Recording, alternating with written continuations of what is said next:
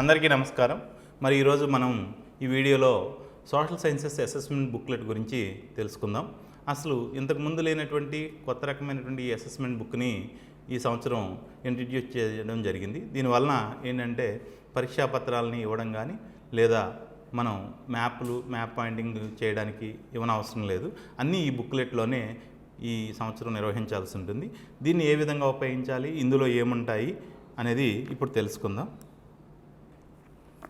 మొట్టమొదటిగా మనకి ఈ విద్యా సంవత్సరంలో 4 FAలు 2 SAలు ఉంటాయి. ఇది మనకందరికీ తెలిసిన విషయమే. ఇంతకుముందు మనకి కాంపిటెన్సీ బేస్డ్ FA1 జరిగేది, ఇప్పుడు కూడా కాంపిటెన్సీ బేస్డ్ జరుగుతుంది. ఇది ఆగస్టు నెలలో నిర్వహించడం జరుగుతుంది.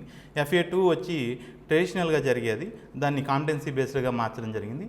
ఇది అక్టోబర్ నెలలో జరుగుతుంది. అలాగే SA1 కూడా ట్రెడిషనల్గా ఉండేది, దాన్ని కాంపిటెన్సీ బేస్డ్గా మార్చడం జరిగింది. ఇది నవంబర్ నెలలో నిర్వహించడం జరుగుతుంది. FA3 వచ్చి కాంపిటెన్సీ బేస్డ్ ఉండేది, ఇప్పుడు కూడా కాంపిటెన్సీ బేస్డ్గా జరుగుతుంది. ఇది జూనియర్ నెలలో నిర్వహిస్తారు. అట్లాగే FA4 ఆర్ ప్రీ ఫైనల్ ట్రెడిషనల్గా ఉండేది, దీన్ని కాంపిటెన్సీ బేస్డ్గా మార్చడం జరిగింది. ఇది ఫిబ్రవరి నెలలో నిర్వహించడం జరుగుతుంది. SA2 grand test competency based ఉండేది, ఇప్పుడు కూడా కాంపిటెన్సీ బేస్డ్గా నిర్వహించడం జరుగుతుంది. గ్రేడ్స్ 1 to 8 వరకు ఏప్రిల్లో నిర్వహించడం జరుగుతుంది. అదే గ్రేడ్ 9 and 10 అయితే మార్చి నెలలో SA2ని నిర్వహించడం అనేది జరుగుతుంది.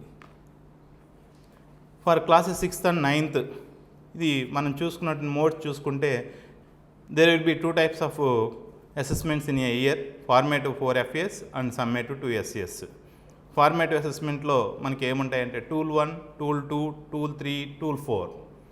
అలాగే రెండోది సమ్మేటివ్ అసెస్మెంట్. అలాగే మనకి క్లాస్ 6 to 9th చూసుకుంటే అసెస్మెంట్ స్ట్రక్చర్ చూస్తే మనకి ఎట్లా ఉంటుందంటే ఫార్మేటివ్ అసెస్మెంట్ అనేది టూల్ 4గా నిర్వహించడం జరుగుతుంది. ఇది 1 hour 15 minutes అనేది ఉంటుంది. అయితే ఇందులో మొత్తంగా 20 క్వశ్చన్లు ఉంటాయి. అందులో ఆ 20 క్వశ్చన్లకి కలిపి మొత్తంగా 35 మార్కులకి టెస్ట్ నిర్వహించడం జరుగుతుంది. ఇందులో section A, B, C, D అని 4 రకాలు ఉంటాయి. సెక్షన్ Aలో 15 క్వశ్చన్స్ ఉంటాయి. Each question carries 1 mark. అట్లాగే సెక్షన్ Bలో 2 క్వశ్చన్స్ ఉంటాయి. Each one carries 2 marks. అట్లాగే సెక్షన్ Cలో 2 క్వశ్చన్స్ ఉంటాయి. Each one carries 4 marks. అట్లాగే సెక్షన్ Dలో చూసుకున్నట్లయితే ఓన్లీ 1 క్వశ్చన్ ఉంటుంది, 8 marks. ఇట్లా మొత్తంగా చూసుకుంటే 20 క్వశ్చన్స్కి 35 marksకి ఈ ఫార్మేటివ్ అసెస్మెంట్ అనేది 6th to 9th ఉండడం జరుగుతుంది. అట్లాగే సమ్మేటివ్ అసెస్మెంట్ చూసుకున్నట్లయితే సమ్మేటివ్ అసెస్మెంట్ టైం చూస్తే 3 hours ఉంటుంది, including reading the question paper for 15 minutes. The question paper is divided into 4 sections A, B, C and D. The details of which are given below. Details. Number of questions చూసుకుంటే section Aలో 20 questions ఉంటాయి. ఒక్కొక్క క్వశ్చన్కి 1 mark కేటాయించడం జరిగింది. Section Bలో 4 questions ఉంటాయి. ఒక్కొక్క క్వశ్చన్కి 2 marks కేటాయించడం జరిగింది. సెక్షన్ Cలో 5 క్వశ్చన్స్ ఉంటాయి. ఒక్కొక్క క్వశ్చన్కి 4 marks కేటాయించడం జరిగింది. అలాగే సెక్షన్ Dలో 4 క్వశ్చన్స్ ఉంటాయి. ఒక్కొక్క క్వశ్చన్కి వచ్చి 8 marks ఉంటాయి. ఇట్లా మొత్తం టోటల్గా సమ్మేటివ్ అసెస్మెంట్లో 33 క్వశ్చన్లు ఉంటాయి. దానికి 6th to 9th క్లాస్కి 80 marks కేటాయించడం జరిగింది. FA tools for classes 3rd to 10th class. 3rd to 10th class వరకు ఈ టూల్స్ ఎలా ఉన్నాయో ఒకసారి చూస్తే కనుక మన స్లైడ్లో చూస్తే tool, description, marks allotment 5 marks. దాన్ని మళ్ళీ 3 marks 2 marksగా డివిజన్ చేయడం జరిగింది. టూల్ 1లో చూస్తే కనుక చిల్డ్రన్స్ పార్టిసిపేషన్ అండ్ రిఫ్లెక్షన్స్. అలాగే టూల్ 2 చూస్తే కనుక రిటన్ వర్క్. టూల్ 3 చూస్తే కనుక ప్రాజెక్ట్ వర్క్. అంటే టూల్ 1 వచ్చి చిల్డ్రన్స్ పార్టిసిపేషన్ అండ్ రిఫ్లెక్షన్స్. అందులో మనం సోషల్ స్టడీస్ చూస్తుంటైతే కాంటెంపరైజ్ టాస్క్స్ అనేవి ఉన్నాయి. దాన్ని 5 మార్కులు ఎలాగ డివిజన్ చేశారంటే report writing 3 marks, ప్రజెంటేషన్కి 2 marks. Tool 2 written work includes timely completion of exercises, notes, writing and writing activities. దీనికి ఆన్ టైం కంప్లీషన్ చేస్తే 3 marks, నీట్ హ్యాండ్ రైటింగ్కి 2 marks కేటాయించి టోటల్గా 5 marks అనేది టూల్ 2కి కేటాయించడం జరిగింది. Tool 3 project work. దీన్ని ఎట్లా నిర్వహించాలి, దీనికి ఎలా మార్కులు కేటాయించాలంటే includes creative project works, not cut and paste. Covers the following aspects. FA1 classroom based project. FA2 information collection based project. FA3 classroom based project. FA4 model making project. అయితే ఈ 4 FALలోనూ మార్కులు ఎలా కేటాయిస్తామంటే మన classroom based project FA1 to 3 దానికి report రైటింగ్కి 3 marks కేటాయిస్తాం, దాన్ని present చేసినందుకు 2 మార్క్స్ కేటాయిస్తాం. ఇట్లా టోటల్గా ప్రాజెక్ట్ వర్క్కి టూల్ 3కి 5 మార్క్స్ కేటాయించడం జరుగుతుంది. అయితే FA4లోకి వచ్చేటప్పటికి మోడల్ మేకింగ్ ప్రాజెక్ట్ అన్నాం, దాంట్లో మోడల్ ప్రిపరేషన్కి 3 మార్క్స్, ప్రజెంటేషన్కి 2 మార్క్స్ ఇవ్వాల్సి ఉంటుంది. ఈ రకంగా టూల్ 3 అనేది ఉంటుంది. ఇక్కడ ఫార్మేటివ్ అసెస్మెంట్ టూల్ 4 అనేది 1 hour 15 minutes ఉంటుంది. ఇందులో మనకి 4 సెక్షన్లు అనేవి ఉండడం జరిగింది. ఒక్కొక్క సెక్షన్లో చూసుకుంటే సెక్షన్ 1 7 క్వశ్చన్స్ ఉంటాయి, ఒక్కొక్క క్వశ్చన్కి 1 మార్క్ ఉంటుంది. అట్లాగే సెక్షన్ 2లో 4 క్వశ్చన్స్ ఉంటాయి, ఒక్కొక్క క్వశ్చన్కి 2 మార్క్స్ ఉంటాయి. సెక్షన్ 3లో 3 క్వశ్చన్స్ ఉంటాయి, ఒక్కొక్క క్వశ్చన్కి 4 మార్క్స్ ఉంటాయి. అట్లాగే సెక్షన్ 4లో ఒకే క్వశ్చన్ ఉంటుంది, అది ఎస్ఏ క్వశ్చన్, దానికి 8 మార్కులు కేటాయించడం జరిగింది. ఇట్లా టోటల్గా మనకి 15 క్వశ్చన్స్ ఉంటాయి, 35 మార్క్స్ అనేవి దీంట్లో కేటాయించడం జరిగింది. సమ్మేటివ్ అసెస్మెంట్ తీసుకున్నట్లయితే అది సమ్మేటివ్ అసెస్మెంట్ 1 ప్రీ ఫైనల్గా మనం చెప్పుకోవచ్చు, లేదా గ్రాండ్ టెస్ట్గా చెప్పుకోవచ్చు. దీనికి 3 hours including 15 minutes to read the question paper. 3 గంటల్లోనే 15 నిమిషాలు క్వశ్చన్ పేపర్కి కేటాయించడం జరిగింది. ఇందులో సెక్షన్ 1లో 12 క్వశ్చన్లు ఉంటాయి, ఒక్కొక్క దానికి 1 మార్కు. సెక్షన్ 2లో 8 క్వశ్చన్స్ ఉంటాయి, ఒక్కొక్క దానికి 2 మార్కులు. సెక్షన్ 3లో 8 క్వశ్చన్స్ ఉంటాయి, ఒక్కొక్క దానికి 4 మార్క్స్. సెక్షన్ 4లో 5 క్వశ్చన్స్ ఉంటాయి, ఒక్కొక్క దానికి 8 మార్కులు. ఇట్లా టోటల్గా 33 ప్రశ్నలు ఉంటాయి.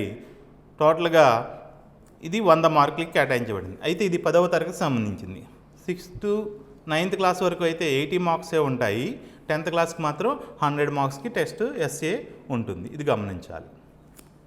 For class 10th social formative assessment abstract చూసుకున్నట్లయితే టూల్ 1 ఏముంటుంది అంటే మనం ఇంతకుముందు చెప్పుకున్నట్టుగానే స్టూడెంట్స్ పార్టిసిపేషన్ అండ్ రిఫ్లెక్షన్కి 5 మార్క్స్ ఇస్తాం, టూల్ 2 రిటర్న్ వర్క్కి 5 మార్క్స్ ఇస్తాం, టూల్ 3కి ప్రాజెక్ట్ వర్క్కి 5 marks, tool 4 return test 35 marks. టోటల్గా 50 మార్క్స్కి మనకి FAS అనేవి ఉంటాయి. దాని గ్రేడింగ్ అనేది ఇందులో పొందుపరచాలి. సమ్మేటివ్ అసెస్మెంట్ యాబ్స్ట్రాక్ట్ ఇందులో నాలెడ్జ్కి 20 marks question 20 marks repeat. Summative assessment abstract నాలెడ్జ్కి 20 మార్క్స్, అండర్స్టాండింగ్కి 25 మార్క్స్, అప్లికేషన్కి 20 మార్క్స్, ఎనాలిసిస్కి 15 మార్క్స్, ఎవాల్యుయేషన్కి 10 మార్క్స్, క్రియేషన్కి 10 మార్క్స్. టోటల్గా 100 మార్క్స్ అనేవి ఉంటాయి. అందులో SA1 pre final grand test. ఈ విధంగా దీనికి మార్క్స్ అనేది కేటాయించడం జరిగింది. For class 3rd to 9th class వీటికి FAలు SAలు ఎట్లా ఉంటాయి, దాని టూల్స్ ఏంటి, ఇవన్నీ ఇప్పటివరకు చెప్పుకున్నాం. దాన్ని మరొకసారి అంతా బ్రీఫ్గా ఇక్కడ చాలా కూలంకషంగా ఇవ్వడం జరిగింది, ఒకసారి మీరు గమనించండి. ఒకటి ఫార్మేటివ్ అసెస్మెంట్ చూసుకుంటే అక్కడ టూల్ 1, 2, 3, 4 ఇచ్చారు. ఫార్మేటివ్ అసెస్మెంట్ టూల్ 1, 2, 3, 4 వాటి యొక్క డిస్క్రిప్షన్స్ ఎదురుకుండా ఇవ్వడం జరిగింది. ఇవి అనేక సార్లు మనం చెప్పుకున్నాం. అట్లాగే రెండవది సమ్మేటివ్ అసెస్మెంట్. అట్లాగే మనకి చూడండి, మనకి ఒక షీట్ ఉంది, నెంబర్ 1 అనేసి ఉంది, ruled blank sheets for free response questions FRs అంటే ఫ్రీ రెస్పాన్స్ అనమాట. అంటే ఏంటంటే విద్యార్థులు వాళ్ళ యొక్క ఆన్సర్ని అసెస్మెంట్ బుక్లెట్లోనే ఇచ్చినటువంటి ఖాళీ ప్రదేశంలో రాయాల్సి ఉంటుంది, బయట నుంచి ఎటువంటి పేపర్లు అవసరం లేదు.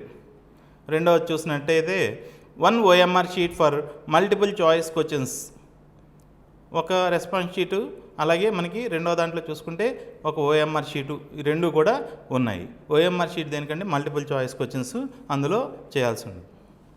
పార్ట్స్ ఆఫ్ OMR షీట్ మనం పార్ట్లను చూస్తే కనుక OMR షీట్లో part A use only black or blue pen. Part B if you are writing pen ID start with 0. అక్కడ పెన్ ఐడి ఇచ్చారు, పెన్ ఐడి స్టార్ట్ చేసినప్పుడు 0 పెట్టి మిగతా నెంబర్లు మీ పెన్ ఐడి ఏదైతే ఉందో అది రాయాలి. Shade only black circles not for students part D and E. అంటే part A, part B, part C student fill చేయాలి. పార్ట్ D, పార్ట్ E మాత్రం టీచర్స్ ఫిల్ చేయాల్సి ఉంటుంది ఈ OMR షీట్లో. ఇది గమనించగలిగినటువంటి సూచన. రెండవ దాంట్లో స్లైడ్ చూసినట్టయితే steps to follow during the assessment FA written test SA. ఇందులో మనం చూసినట్లయితే మనకి ఇవన్నీ కూడా ఇవ్వడం జరిగింది. ఓఎంఆర్ షీట్ ఎట్లా ఉంది ఏంటి అనేది. దీని నుంచి నెక్స్ట్ స్లైడ్కి వెళ్దాం. For class 6 to 10th class, అసలు క్లాస్ 6 to 10th క్లాస్కి అసెస్మెంట్ బుక్లెట్లో ఆన్సర్లు రాయడానికి ఎట్లా ఇచ్చారనేది చూసుకుంటే కనుక ఫార్మేటివ్ అసెస్మెంట్కి tool 1 students participation and reflections అనే దానికి మనం 5 మార్క్స్ కేటాయించుకోవడం జరిగింది.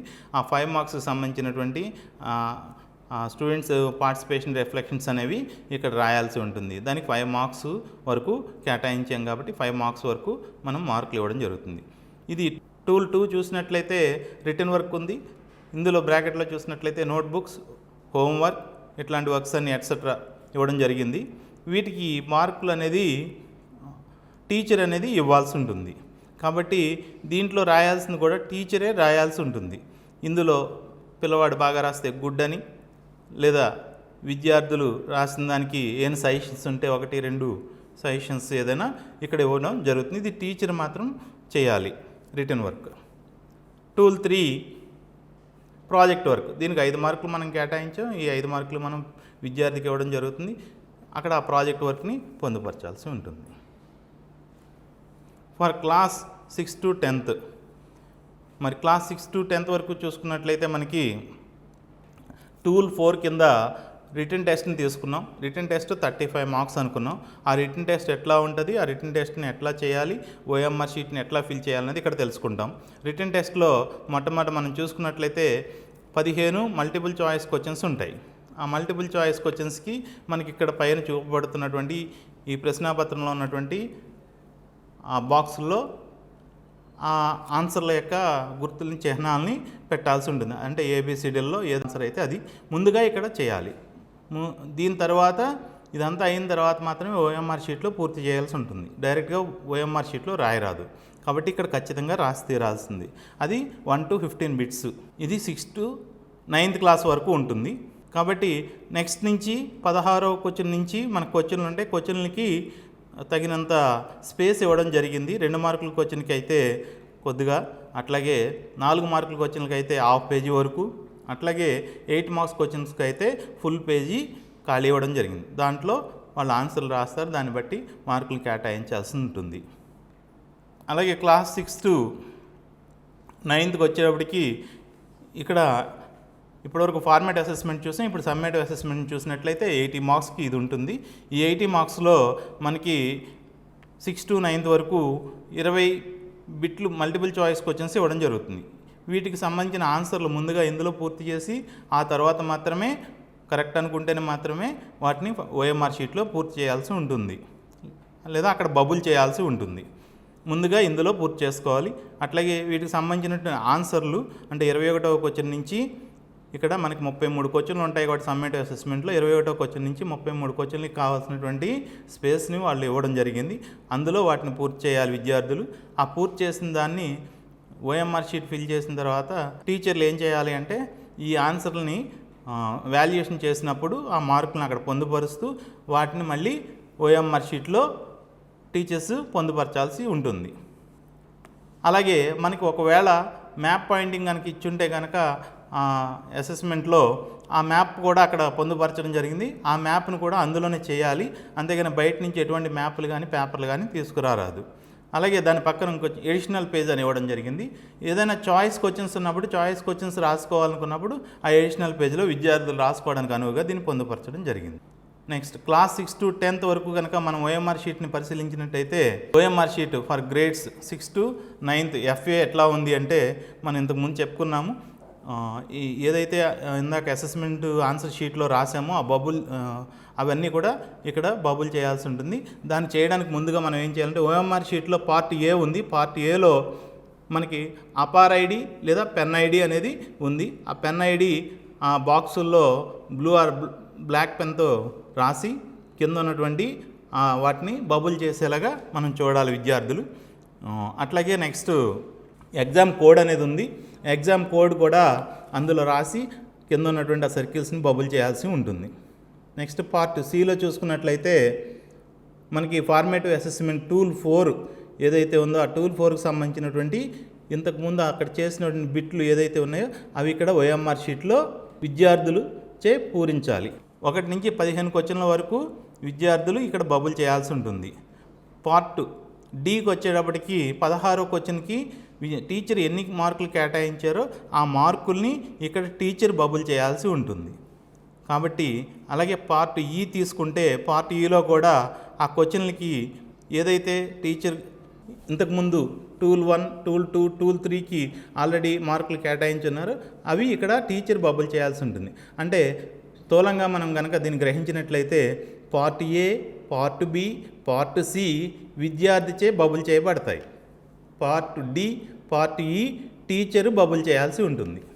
ఇది ఎఫ్ఏఎల్కి. అట్లాగే OMR sheet for grades 3rd to 9th వరకు మనకైతే సోషల్ సైన్సెస్లో 6th to 9th వరకు సేమ్ అట్లాగే పార్ట్ ఏ, పార్ట్ బి చూసినట్లయితే విద్యార్థి దాన్ని పూరిస్తాడు, అంటే బబుల్ చేస్తాడు.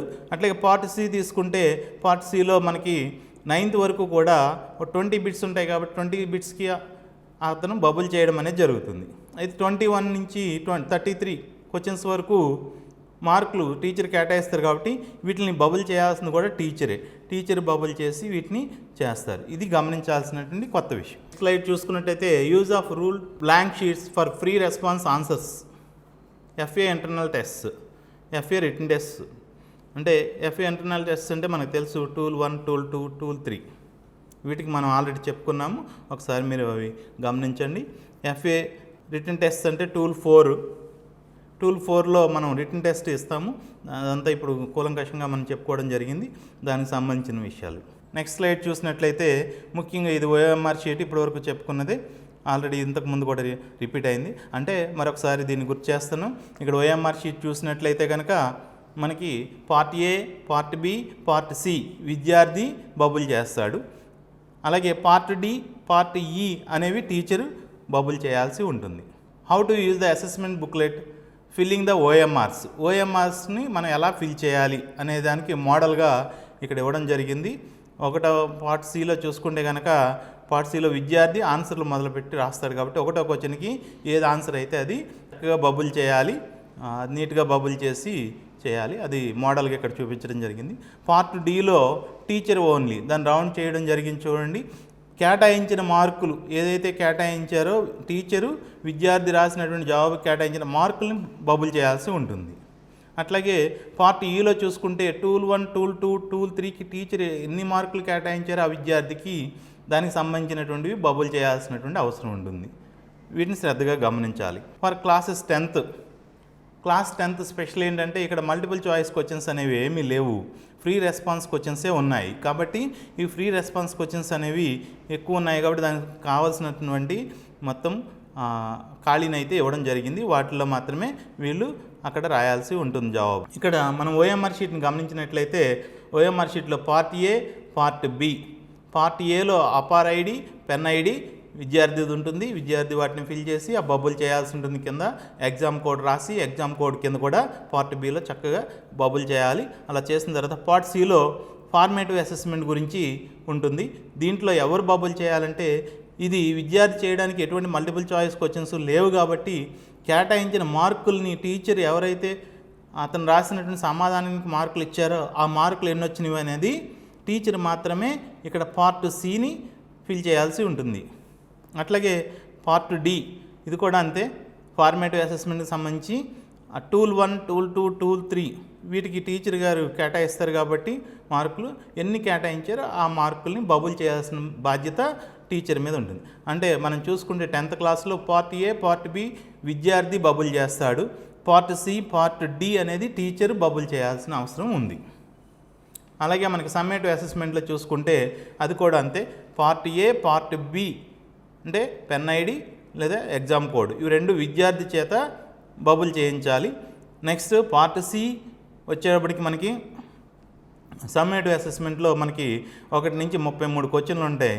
ఈ 1 నుంచి 33 క్వశ్చన్లు కూడా మనకి టీచర్ మాత్రమే బబుల్ చేయాల్సిన అవసరం ఉంటుంది. ఇది కేవలం 10th క్లాస్కి ప్రత్యేకంగా కేటాయించినటువంటి ఇది కాబట్టి దీన్ని పూర్తిగా గమనించాల్సిందిగా కోరుతున్నాను. How to use the assessment booklet. అసలు ఈ అసెస్మెంట్ బుక్లెట్ని మనం ఎలా ఉపయోగించాలి?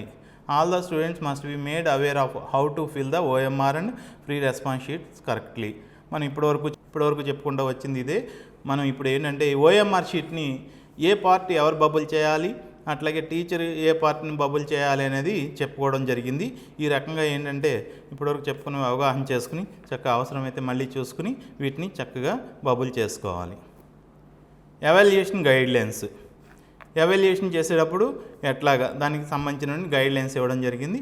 ఓఎంఆర్ షీట్లు అనేవి పక్కన ఉంది. ఆ ఓఎంఆర్ షీటు ఎవరు బబుల్ చేయాలి, ఎలా బబుల్ చేయాలి అదంతా కూడా ఇవ్వడం జరిగింది. ఈ ఎవాల్యుయేషన్ చూసినట్టయితే evaluate free response answers with clear marks and constructive comments. Record final MCQ and FR marks by bubbling the respective number circle in parts D and E of the OMR sheet.